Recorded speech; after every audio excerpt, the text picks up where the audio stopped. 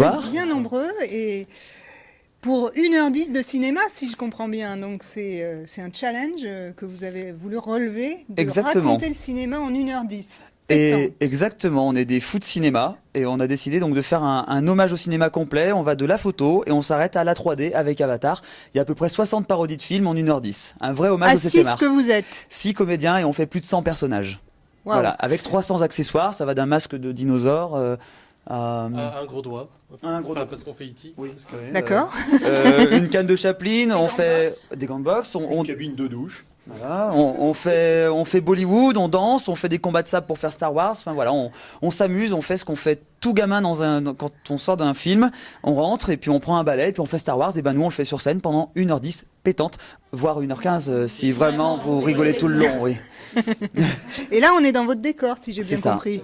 Un morceau de pellicule et donc une partie de l'histoire est projetée. On projette pas tout le temps le logo du Lorette Théâtre, même si on les aime bien.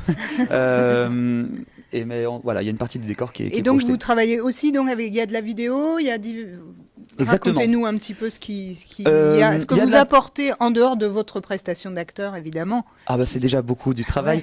En fait, les décors sont projetés, de l'interaction. Il y a Franck Pittiot qui joue Perceval dans Kaamelott, qui joue notre régisseur général et c'est lui qui nous lance le pari en disant bah voilà notre film en fait ne peut pas être projeté. Il nous dit meubler pendant 1h10 donc raconter l'histoire du cinéma en 1h10 pétante parce qu'il y a que ça à faire quoi. Donc il est envoyé sur scène. Qu'est-ce qu'il y a ? Il y a des décors. Qu'est-ce qu'il y a d'autre projeté ? On refait les films des Frères Lumière. On refait les films, voilà, à notre sauce, mais comme à l'époque. L'arrivée du train à la Ciotat, l'arrivée etc. du train à l'arroseur arrosé. Aussi, les bandes annonces. Comme au cinéma, on commence avec une série de bandes annonces, c'est-à-dire si les spectateurs arrivent 6 minutes avant, il y aura des fausses bandes annonces de films, comme si c'était une vraie séance de cinéma. Ça vous a demandé un sacré travail de recherche. Un an et demi de travail à choisir quel film on allait citer, quel film on n'allait pas prendre, quels sont les films qui ont marqué l'histoire du cinéma, quels sont les films qu'on aime bien, dont on avait envie de parler.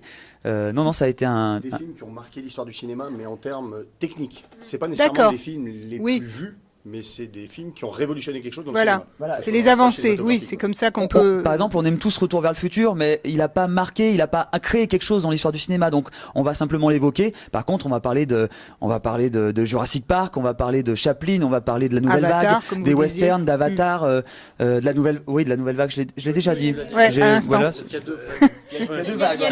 De Star Wars, Le Seigneur des Anneaux, tous ces films qui ont permis une avancée dans l'histoire du cinéma. Est-ce que vous parlez des documentaires chiants ? On cite Microcosmos parce que c'est quand même il y a quand même 1h20 sur des insectes, ça a été tourné fin des années 90. On parle de tous les styles cinématographiques. Voilà. Moi j'ai pas cité Microcosmos, je voudrais pas m'attirer dans le on parle du dessin animé forcément, Blanche-Neige et les 7 nains. Après on va pas tout dévoiler parce que sinon les gens vont regarder votre reportage et vont plus venir nous voir donc. Bon écoutez, c'est super. Et c'est à quelle heure ? À 21h20 au Lorette Théâtre. Parfait. On sera là. Merci et bonne soirée. Merci, au revoir. Au revoir.